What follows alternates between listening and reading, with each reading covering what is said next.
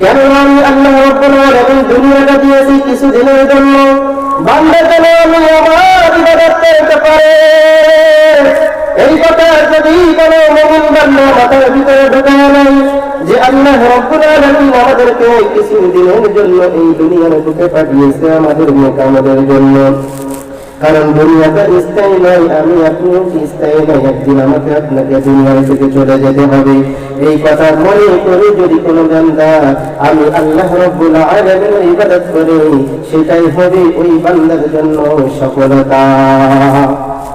কেননা দুনিয়াটা আমি চিরদিনের জন্য রাখি নাই, কিছুদিনের জন্য বান্দা তোমাকে দিয়েছি, একমাত্র চিরস্থায়ী থাকবো আমি আল্লাহ রাব্বুল আলামিন। এই জন্য তো আমি কোরআনের ভিতরে তোমাদেরকে সেটাও জানিয়ে দিয়েছি, কুল্লু মান আলাইহা ফান, পৃথিবীতে তোমরা যা কিছু দেখো না কেন সব একদিন শেষ হয়ে যাবে, কিচ্ছু থাকবে না। আপনার 5তলা বিল্ডিং থাকবে না, 10তলা বিল্ডিং থাকবে না, আপনার 10তলা বিল্ডিং 20তলা 100তলা বিল্ডিং থাকবে না, আপনার কোটি টাকার ব্যবসাও সেটাও থাকবে না, আপনার কোটি টাকার বাড়ি সেটাও থাকবে না, আপনার কোটি টাকার গাড়ি সেটাও কিন্তু দুনিয়ায় ঢুকে চিরদিন থেকে থাকবে না।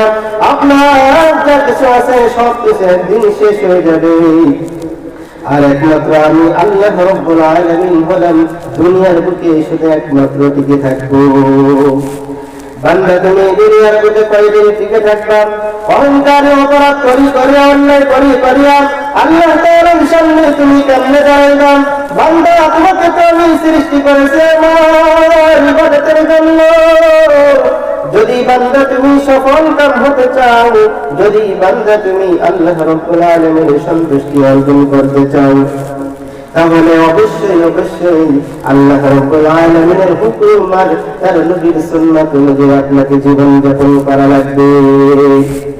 বান্দা তুমি শুধু একাই জীবন যাপন করলে হবে না, আমি আল্লাহ রাব্বুল আলামিন সেটাও কোরআনের ভিতরে বলে দিয়েছি, ইয়া আইয়ুহাল্লাযীনা আমানু ও আনফুসাকুম ওয়া আহলিকুম নারা, হে মুমিন বান্দা আমি আল্লাহ রাব্বুল আলামিন তোমাকে ঘোষণা করে দিলাম, ও আনফুসাকুম ওয়া আহলিকুম নারা, নিজে আগে জাহান্নাম থেকে বাঁচো, এরপর তোমার আহল এবং পরিবারদেরকে জাহান্নাম থেকে বাঁচাও।